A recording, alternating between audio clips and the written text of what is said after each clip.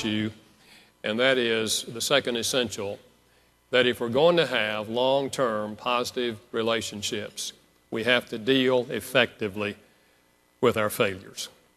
And that involves apology, and that involves forgiveness.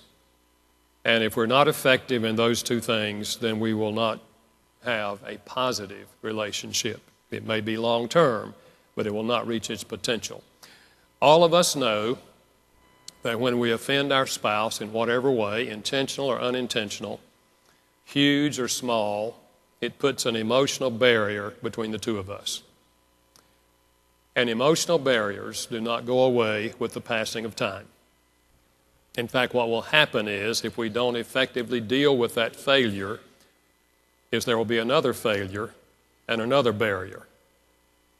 And then there will be another, and then another barrier. And we all deal with couples who have come to the conclusion that we're not compatible because we don't agree on anything. All we ever do is hurt each other, and we're just not compatible because they did not deal with the barriers that were erected between the two of them. The relationship grew distant, and they felt like they were not compatible.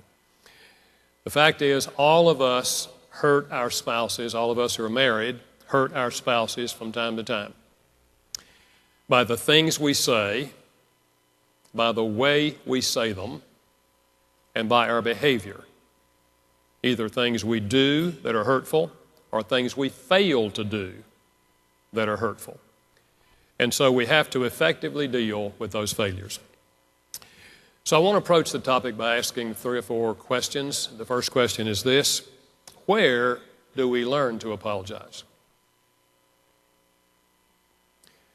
And I think we learn it from our parents or someone who served as our parents. In fact, some people learn not to apologize, and they learn it from their parents. I remember the young man who said to me, "My father told me that real men don't apologize." So he's been married 7 years, and his wife said to me, "I have never heard him apologize." Now, you know where his father got that. John Wayne, that great psychologist, John Wayne. Real men don't apologize. And so he got it from his father, and he has never apologized because he's a real man, and real men don't apologize. So some people were actually taught not to apologize by their parents. Others of us were taught to apologize, and however we were taught is probably what we're still doing. Little Johnny pushes his sister Mary down the stairs, and his mother says, "Johnny, you don't push sister. Go tell her you're sorry." So little Johnny walks in and says, "I'm sorry." Even if he's not, "I'm sorry." So he's 32. He's been married 5 years. And if he offends his wife, what does he say? "I'm sorry." He's doing what his mother taught him to do. Now, the difficulty with that in a marriage is that his wife had a different mother. And that was not what her mother taught her to say or do.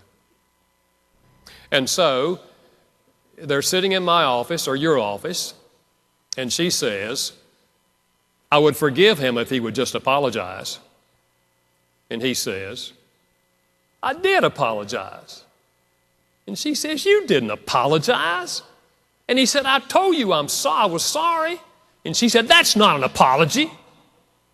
So they're in my office arguing over whether or not he apologized.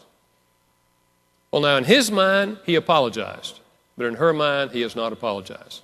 Because in her mind, "I'm sorry" is not an apology. I think it was 4 years ago when Dr. Jennifer Thomas first